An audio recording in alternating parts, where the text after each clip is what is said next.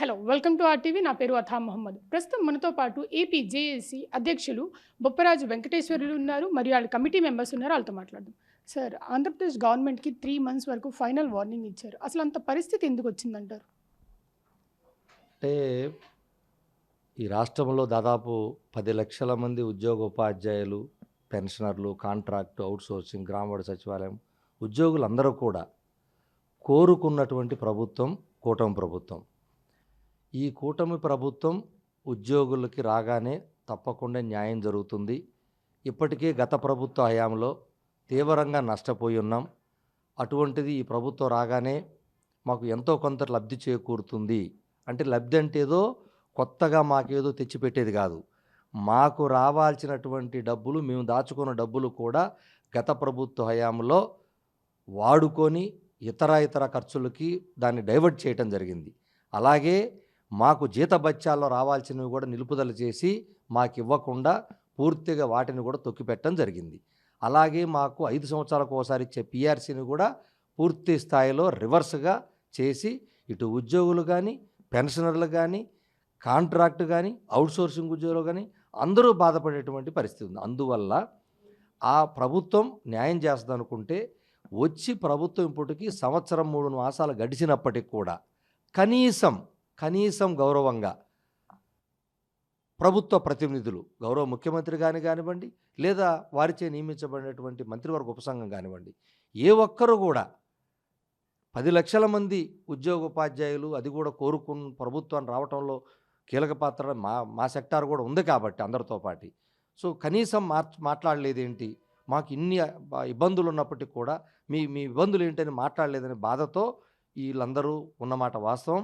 అదే బాధతోనే మేము వేచి చూసాం. ఏదో 1 నెలలోనో, 2వ నెలకో, 3వ నెలకో మాతో ఎందుకు మాట్లాడలేదని మేము ఈరోజు అడగలేదు.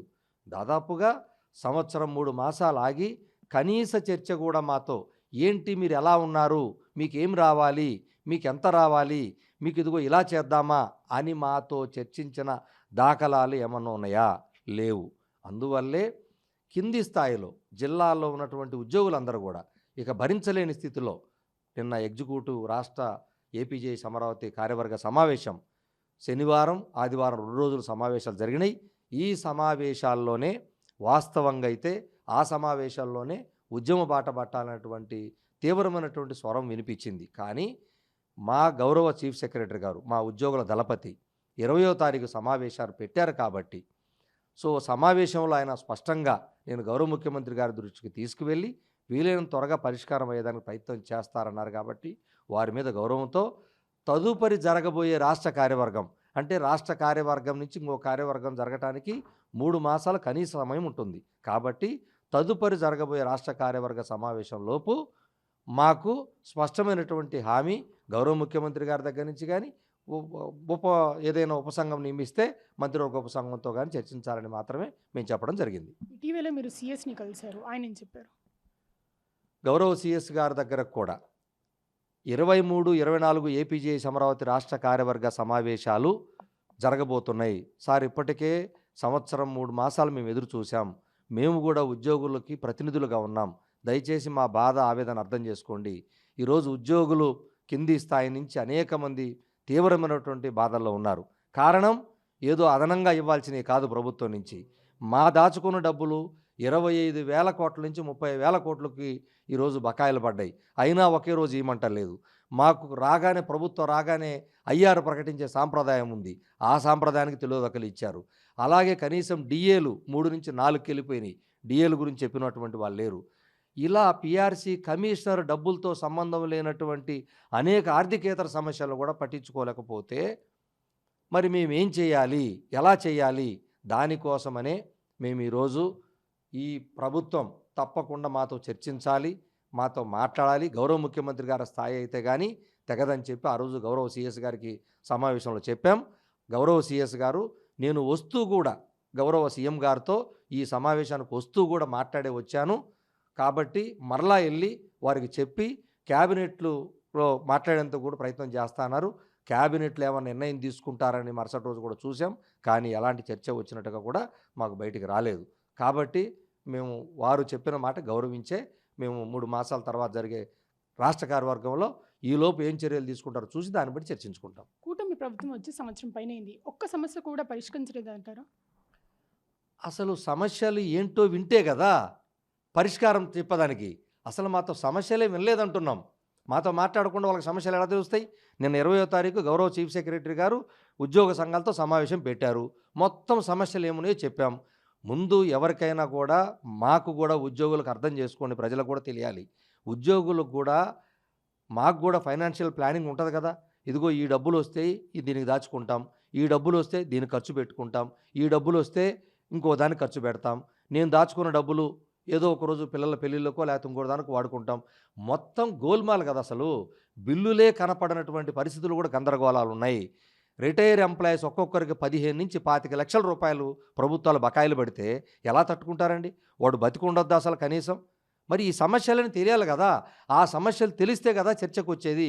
ఈరోజు పరిష్కరిస్తే కానీ మేము ఒప్పుకోమని చెప్పట్లేదు. చర్చను ఎందుకు చేయట్లేదు? ఎందుకు ప్రభుత్వ ఉద్యోగులు చులకనగా చూస్తున్నారు? ఎందుకు కనీస గౌరవం ఇవ్వట్లేదు? ఎందుకు మాతో మాట్లాడట్లేదు? గత ప్రభుత్వంలో చేసిన తప్పే మళ్ళీ ఇప్పుడు చేయకూడదు కదా. వాళ్ళు మాట్లాడలేదు చేయలేదనే కదా మేము చెప్తున్నాం.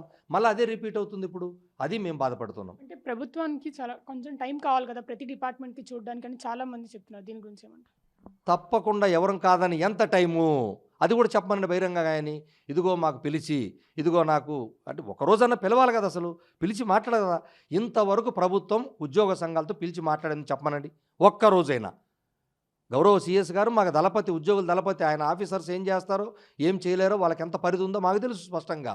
బికాజ్ మేము ఆఫీసర్స్మే కాబట్టి. సో ఎక్కడా కూడా మా చేతుల్లో ఉన్నది అంతా కూడా గౌరవ ముఖ్యమంత్రి గారు వారి మంత్రివర్గ చేతుల్లోనే అన్ని పరిష్కార మార్గం ఉంటుంది. మేము బాధపడేదల్లా ఒకసారైనా చర్చించి ఇదిగో ఈ ఇబ్బందులు నేను మాతో చెప్పొద్దు, లేదు డైరెక్ట్ గౌరవ ముఖ్యమంత్రి గారిని కానీ మంత్రివర్గ సంఘం కానీ ఉద్యోగులకు అప్పీల్ చేయమనండి. మాకు బాధే లేదు మధ్యలో.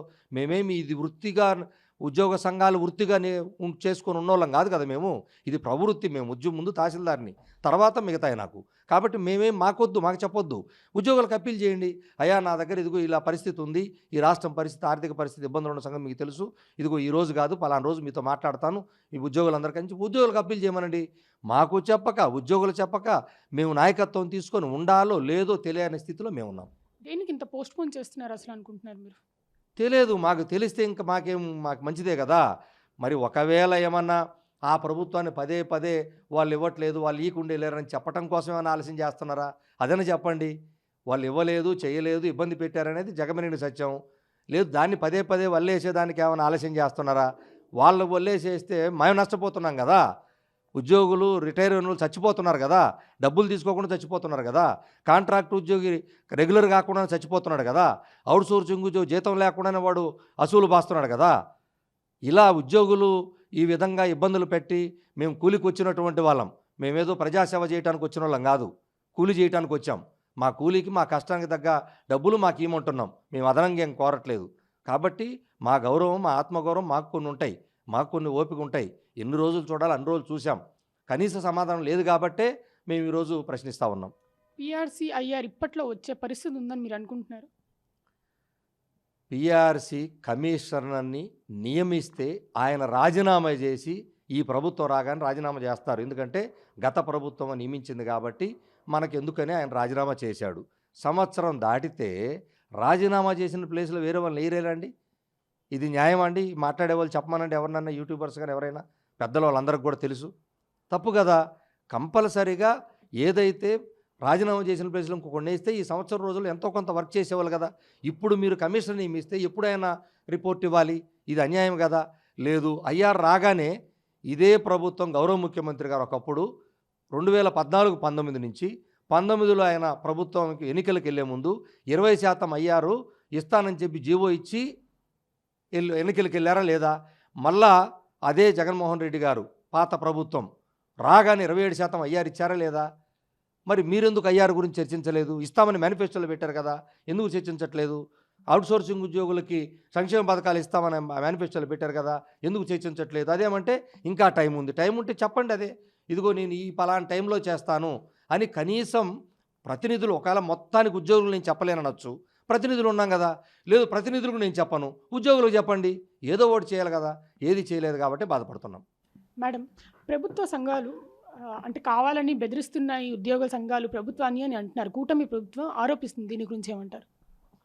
ప్రభుత్వాలు ఈ విధంగా అయితే ఏమీ లేదండి. ప్రెజెంట్ అయితే ఉన్న సిచ్యువేషన్స్ అన్నీ కూడా నాయకులతో చర్చించి ఏ సమస్యలైతే ఉన్నాయో అవన్నీ పరిష్కరిస్తే ఏ ఇబ్బందులు ఉండవు.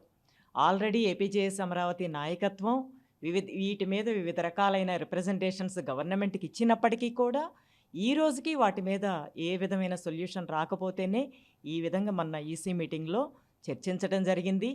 జిల్లాల నుంచి వచ్చిన నాయకత్వం అంతా కూడా ఏమంటున్నారంటే, మీరెందుకు ఉద్యమానికి వెళ్ళటం లేదు అని నిన్న నిలదీశారండి. నిలదీసేటప్పటికి ఇక తప్పని పరిస్థితుల్లో ఇలా కాదు అని మా నాయకులు ఏమన్నారంటే, కొద్దిగా టైం ఇద్దాం, కొద్దిగా టైం ఇచ్చి మాట్లాడదామని 3 months టైం పెట్టుకొని చేస్తూ ఉన్నాం మేడం. ఇది అంటే గత ప్రభుత్వంలో మీరు ఫైనల్ వార్నింగ్ జగన్కి ఇవ్వకుండా ఈ ప్రభుత్వానికే ఇస్తున్నారు, చంద్రబాబుని బెదిరించడానికి అని చాలామంది అంటున్నారు. దీని గురించి ఏమంటారు? గత ప్రభుత్వ హయాంలో చలో విజయవాడ చేసిన తర్వాత, ఆనాడు ఆ చలో విజయవాడ తర్వాత ఆనాటి ప్రభుత్వంతో అయిన ఒప్పందం అమలు చేయకపోతే, మిగిలిన ఏ ఉద్యోగ సంఘాలు కూడా మాకు ఉద్యమానికి రాకపోతే, ఏపీజేఎస్ అమరావతి రాష్ట్ర నాయకత్వం ఒంటరి పోరుని మార్చి 9వ తారీఖు నుంచి మే వరకు 92 రోజులు ఉద్యమం చేసిన చరిత్ర ఏపీజేఎస్ అమరావతి నాయకత్వానికి ఉంది. మీరు ఆనాడు ప్రముఖ పత్రికలు ఈనాడు, జ్యోతి, ఆ పేపర్లలో వచ్చినట్టు క్లిప్పింగ్ చూడండి. ఏ విధంగా ప్రభుత్వానికి ఆ రోజు మేము హెచ్చరికలు చేశామో, మీకు మా వద్దంటే మీ ప్రభుత్వం కూడా మాకొద్దు లాంటి అనేక మాటలు దిగొచ్చినటువంటి ప్రభుత్వం అని ఇచ్చాం, సమరం అన్నాం, ఎన్ని ఇచ్చామో చూడండి, చూసి మాట్లాడండి. అందరికీ తెలిసిన విషయం ఇది. 92 రోజులు ఉద్యమం ద్వారా సాధించుకున్న విజయాలను కూడా మేము పాంప్లెట్ రూపంలో వేశాం. గుంటూరులోని మహాసభలో ప్రకటించుకున్నాం. కాంట్రాక్ట్ ఉద్యోగుల క్రమబద్ధీకరణ కూడా చివరి క్యాబినెట్ రోజు ఆమోదించుకొని ఆ రోజు మాత్రమే మేము ఉద్యమాన్ని విరమించామే తప్ప ఏ రోజు ఉద్యమం చేయలేకలేదు.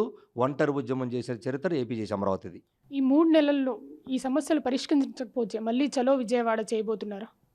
అది చెప్పలేము. ఎందుకంటే ఉద్యమం చేయటమే మా లక్ష్యం కాదు, ఉద్యోగుల సమస్యల పరిష్కారమే మా లక్ష్యం. కాబట్టి ప్రభుత్వం తప్పకుండా, గౌరవ ముఖ్యమంత్రి గారు సుదీర్ఘమైనటువంటి అనుభవం ఉంది, ఉద్యోగాలంటే ఉద్యోగ సంఘ నాయకులంటే అన్నీ తెలుసు వారికి. మేము అనుకోవటం తప్పకుండా ఏదైతే నెక్స్ట్ అంటే తదుపరి జరగబోయే రాష్ట్ర కార్యవర్గం లోపే గౌరవ సిఎస్ గారు ఇచ్చిన మాట ప్రకారం వారు అన్ని సమస్యలు 6తో పాటి 11 మంది సీనియర్ ఐఏఎస్ ఆఫీసర్లు సమావేశానికి వచ్చారు. అన్ని ఉద్యోగ సంఘాలు లేవనెత్తినటువంటి అంశాలన్నీ ఉన్నాయి.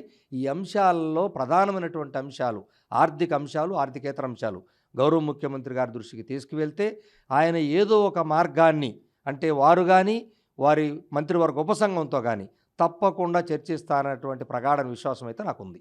మీరు ఇలా మాట్లాడడం ద్వారా ఉద్యోగులకి ప్రభుత్వానికి మధ్య గ్యాప్ వచ్చే అవకాశం లేదంటారా? ఎప్పుడైనా ఉద్యోగులకి సంవత్సరం 3 నెలల నుంచి ప్రభుత్వం వచ్చి 3 నెలల వరకు కూడా ఉద్యోగ సంఘాలతో కానీ ఉద్యోగులతో కానీ మాట్లాడుకున్నటువంటి ప్రభుత్వం ఏ విధంగా చెప్పండి. గ్యాప్ వాళ్ళు ఇస్తున్నారా, మేము ఇస్తున్నామా? ఇంత గ్యాప్ వాళ్ళు ఎందుకు ఇచ్చారు? ప్రభుత్వంలో ఉద్యోగులు ప్రభుత్వంలో భాగం, మా ఫ్యామిలీ అని చెప్తున్నారు. ఎందుకు మాతో మా బాధలు, మా ఇబ్బందులు, గత ప్రభుత్వం పెట్టినటువంటి ఇబ్బందులు కానీ, మాకు ఇప్పుడు ఉన్నటువంటి ఇబ్బందులు కానీ మీరు వచ్చిన తర్వాత ఒక్క డిఏ కూడా ఇవ్వలేదు. ఐఆర్ ప్రకటిస్తా అన్నారు, పిఆర్సీ కమిషన్ నియమించలేదు. మరి మీ సమస్య, మీరు వచ్చిన సమస్యలు కానీ ఏ సమస్యల మీద చర్చించారు మీరు చెప్పండి. గ్యాప్ ఎవరు ఇస్తున్నారు? మాట్లాడలేదు, మాట్లాడండి, గ్యాప్ తొలగించండి అని మేము చెప్తున్నాము. మీరు గ్యాప్ పెడుతుంటే గ్యాప్ వద్దు మాట్లాడని అంటున్నాము. ఏది న్యాయమో మీరే చెప్పండి, అందరికి ప్రజలకు అర్థమవుతుంది. గ్యాప్ మీరు పెడుతున్నారా, మేము పెడుతున్నామా? మేము వద్దయ్యా గ్యాపు, దానివల్ల ఉద్యోగులు ఇబ్బంది పడిపోతారు, ఉద్యోగులు అల్లాడిపోతారు, తల్లడిల్లిపోతున్నారు, మీరన్నా ప్రత్యక్షంగా చెప్పండి, మా ద్వారా చెప్పించండి అంటున్నాం. ఇది న్యాయమని మేమైతే భావిస్తున్నాం. ఉద్యోగ సంఘాలు సైలెంట్గా ఉన్నారు, బొప్పరాజు మాత్రమే కావాలని ఉద్యోగుల్ని రెచ్చగొడుతున్నారని చాలామంది ఫైర్ అవుతున్నారు. దీని గురించి ఏమంటారు? ఎవరైనా వాళ్ళకి నచ్చినటువంటి వాళ్ళు, లేకపోతే వాళ్ళ మనుషులు తాబేదారులు, లేకపోతే వాళ్ళ పార్టీ కార్యకర్తలు, వాళ్ళు ఎవరన్నా మాట్లాడితే అర్థం కూడా ఉంది, వాళ్ళు అనొచ్చు కూడా. ఎందుకంటే వాళ్ళ ఇంట్రెస్ట్ వాళ్ళకు ఉండొచ్చు. కానీ నా ఉద్యోగులు అలా అనరు. నా ఉద్యోగులు ఎందుకు ఇంకా ఉద్యమం నోటీస్ ఇవ్వలేదని మాట్లాడారు. కాబట్టి నా ఉద్యోగుల వైపు నుంచే వాళ్ళు ఏది చెప్తే అది నేను చేస్తాను తప్ప, నా జిల్లాల నాయకత్వం వాళ్ళను ఓపిక పట్టండి బాబు, ఇంకొక రాష్ట్ర కార్యవర్గం దాకా అవకాశం ఇద్దాం, చూద్దాం. తప్పకుండా గౌరవ ముఖ్యమంత్రి గారు చేస్తారు. వారి అనుభవం ఉంది, ఉద్యోగులకు న్యాయం చేస్తారు. ఇప్పటికే జీతాలు, పెన్షన్లు 1వ తారీఖు ఇచ్చేటువంటి కార్యక్రమాన్ని చేశారు. తప్పకుండా మిగతా కూడా చేస్తారనే నమ్మకంతోనే మేము వాళ్ళకి సర్ది చెప్పి పంపించడమే తప్ప, ఉద్యోగులు ఏది చెబితే కింది స్థాయిలో ఇప్పటికే 11 ఉమ్మడి జిల్లాలు అంటే 24 జిల్లాలు ఇప్పటికే పర్యటన పూర్తి చేశాను. మిగతా జిల్లాలు కూడా మా రాష్ట్ర కార్యవర్గంలో ఒక టీముని ఈ 3 మాసాల్లో కూడా అన్ని జిల్లాలు తిరిగేటువంటి కార్యక్రమం పెట్టాం. ఈలోపు జేఏసీ అమరావతి జిల్లాలు, డివిజన్లు నాయకత్వాన్ని కూడా బలోపేతం చేసుకుంటాం.